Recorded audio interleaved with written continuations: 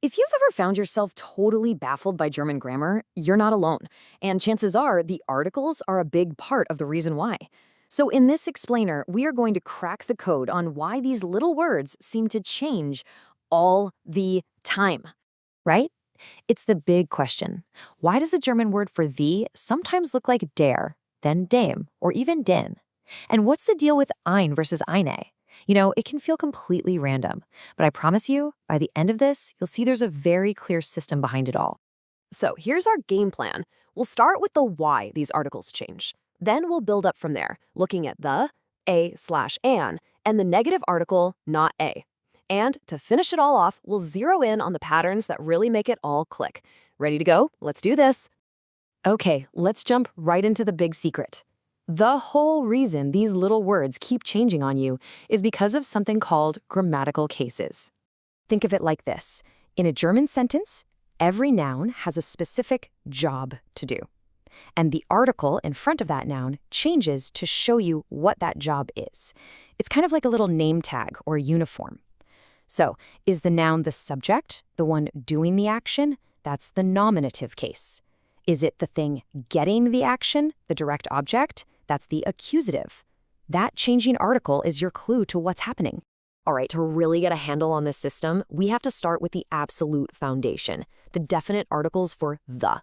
This is the blueprint for everything else. Seriously, if you can master this, the rest gets so much easier. Okay, so here's the full chart. I know, it looks like a lot at first glance, but don't panic. Just look at the structure. We've got our 4 cases down the side, and the 4 genders, that's masculine, feminine, neuter, and plural, across the top. This table is basically our map for the rest of this journey. So instead of memorizing that whole chart at once, let's focus on the single most important change you need to learn first. Just look at that masculine column. When a masculine noun is the direct object, that's the accusative case. Der changes to den. That's it. Look at the others. Die, das, and the plural die all stay exactly the same. Just getting this one change from der to den down will help you understand a huge number of German senses. Excellent. See? Not so bad. Now let's see how this pattern builds on itself. We're going to look at the indefinite articles, ein and eine, which just mean a or an. And the best news is you don't have to learn a whole new set of rules here. It's really just a variation on what we just saw. Okay, here's the table for ein. Now, just look at the endings. Notice anything? The masculine accusative is einen. It's got that same n ending as den. And now look at the dative row. Einem, einer, einem. It follows the exact same M-R-M pattern as dem, der, dem. This system is repeating itself. It's not random at all. And here's a really important but totally logical point. Think about it. You can't say a books in English, right? Well, it's the same in German. There is simply no plural form for ein. Simple as that. And now for my favorite part. If you've been following along, you've basically just unlocked a massive shortcut for saying not a or no in German. And it's all thanks to the word kein. So here's the table for kein. Again, just take a second and look at those endings. Are they starting to look familiar?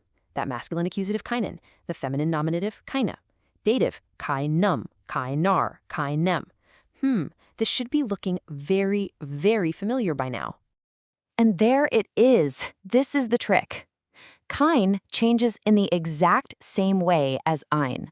You literally just put a K in front of it. That is the whole secret. So if you know how to use ein, you automatically know how to use kein. It's an absolute 2-for-1 deal. And we can see it working perfectly right here. Ich habe kein Auto. Well, Auto is neuter, and it's the direct object, so it's in the accusative case, and we use kein. Or, ich habe keine Bücher. Bücher is plural and accusative, so we use keine. See, the system just works. Okay, we've gone through a lot, so let's zoom out for a second and bring it all together. Let's recap those core patterns we found. This is going to be your cheat sheet, the stuff you really want to remember. So let's nail these down. First, that N ending is your big red flag for masculine accusative. If you see it, that's almost always what's going on. Second, remember the dative case has that MRM rhythm, dame, der, dame. Third, feminine and neuter articles are your friends. They stay stable in the 2 most common cases, nominative and accusative. And finally, the best trick in the book, kein, is just ein with a K slapped on the front. These patterns are your keys to the kingdom. So there you have it. What probably looked like total chaos before is actually a pretty logical system built on patterns and repetition.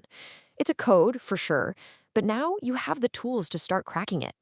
So after seeing it all laid out like this, which case actually seems the easiest to you now?